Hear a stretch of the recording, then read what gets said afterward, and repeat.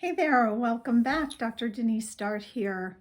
I was just looking at the community page on my YouTube channel and noticed that so many of you have responded to the poll asking you about the extent to which your relationship feels more isolated now versus how it felt at the beginning of the pandemic.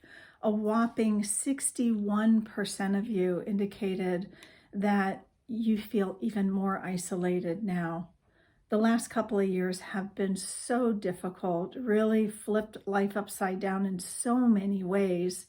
And one of them is that those natural ways to sort of go to work, get out on your own, away from your narcissistic abuser, kind of disappeared. Where you once may have gone away to go to work, left the house, you found yourself working virtually at home, and perhaps your abuser did as well. So I have heard from so many of you how incredibly difficult this time has been for you, feeling so trapped, feeling like there is no escape. Isolation, as we know, is one of the tactics that we see used by narcissistic abusers early on in the relationship. And when it first happens, it's almost like a sliding from the love bombing, the fast moving, fiery relationship that draws you in right into the isolation, where this person is professing their undying love to you and making life and intimacy and the things that you share together so wonderful that you almost forget about spending time with others. And then as you wake up and you realize, wow, I really want to introduce this person to my friends and my family and really begin to integrate them into the rest of my life, then you start to get a little pushback, whether it is overt or covert. I think along the continuum, it's fair to say it's usually going to be covert, passive, aggressive things where they don't feel well when you want to go out and see your family or friends, or no, I'm busy, I don't want to go this time, to you go ahead and go.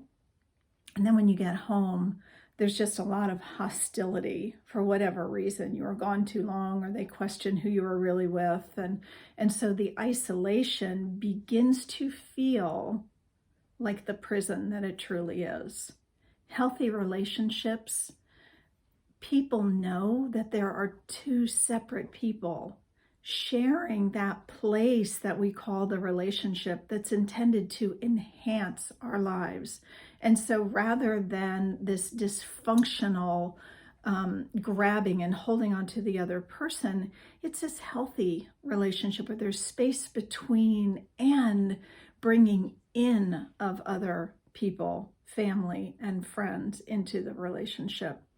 So I think the pandemic has really forced us to begin to see what a prison it truly is when there is nobody else, when there isn't a friend at work that maybe you can chat with, or slipping away for lunch with somebody from your family, or whatever ways that you had previously where you could claim a little bit of autonomy, a little bit of space for yourself and the others in your life that know and love you. Suddenly with the pandemic, that has become nearly impossible. We're going to talk more in an upcoming video about how, even if you're still with the person, how you can begin to create emotional boundaries to care for yourself. One of the things I'd like for you to think about right now is that wherever you live in the country, it seems that numbers are starting to come down significantly. And some places, life is returning to, well, whatever normal is now. Other places, numbers are still high. But I want you to think about whatever you need to do to feel safe in terms of your health, going out and connecting with other people. Do it. if you have to mask up, if you have to have lunch outside, if you need to meet a friend and go for a walk, whatever it is, I want you to really begin to think about ways to make that happen. It's so important for you. Otherwise, you are just trapped in this prison of all of these other tactics that come along, of blame shifting and projection and deflection, gaslighting, twisting of your reality to where you don't even know which end is up. So very, very important right now that we look at, let's begin the process. Let's set this difficult pandemic aside to the extent that we can and focus on our health, knowing that a part of our health, our physical health, is our emotional health. It's no accident that people who find themselves in an emotionally abusive relationship often start to develop a whole myriad of other chronic health conditions. It's serious business. So I want you to think about this as though your life depends on it, because it does. If you haven't gone to the community page to participate in that poll, please do. There's another one there too that asks about how many times you have left and returned to this toxic relationship. My purpose really of putting this question out there is to have us recognize that if you're in a toxic relationship, it's part of the process.